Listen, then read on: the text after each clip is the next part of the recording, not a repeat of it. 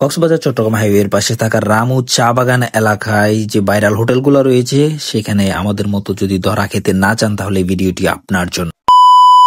আসসালামু আলাইকুম beautiful peoples, welcome back to my new another video. আজকে চলে আসলাম কক্সবাজার জেলার রামু উপজেলার সেই ভাইরাল যে প্লেসে, অর্থাৎ চা বাগান এলাকায়। এখানকার যে রেস্টুরেন্টগুলো রয়েছে এখানকার খাবার দাবার নাকি অনেক বেশি ভাইরাল। সো আজকে তাদের ফুডগুলো রিভিউ দিব আর একদম রিয়েল অথেন্টিক বাস্তব যেই জিনিসটা সেটাই আপনাদের সামনে তুলে ধরার চেষ্টা করব। এখানে নাকি অনেক ধরনের বন্য হাঁস মুরগির মাংস পাওয়া যায়। সো এগুলো মূলত টেস্ট করার জন্য আজকে আমরা আসছি।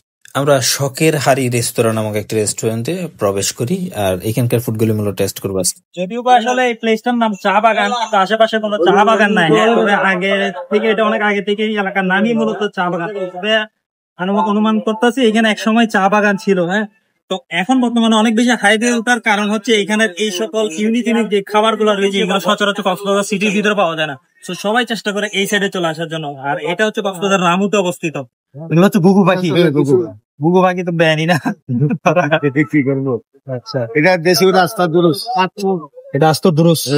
যারা দুরুজপুর যা করে খুঁজেন আর কি, হ্যাঁ, তাদের জন্য হচ্ছে দুরুজপুরের ব্যবস্থা রয়েছে। এটা হচ্ছে পাহাড়ি বনমূলক, পাহাড়ি বনমূলক। আচ্ছা আচ্ছা।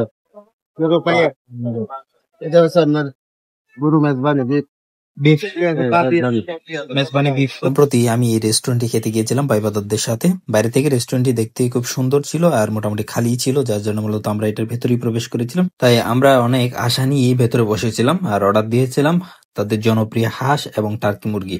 কিন্তু দুঃখজনকভাবে খাবারের মান আমাদের প্রত্যাশার অনেক নিচে ছিল। বিশেষ করে যেটা সবচেয়ে বেশি হতাশার ছিল সেটা হলো মাংসের মান। যে মাংসের আইটেমটি অর্ডার করেছিলাম সেটা এতটাই শক্ত ছিল যে চিবিয়ে খাওয়া আসলে অনেক কষ্টকর হয়ে দাঁড়িয়েছিল আমাদের জন্য। মনে হচ্ছিল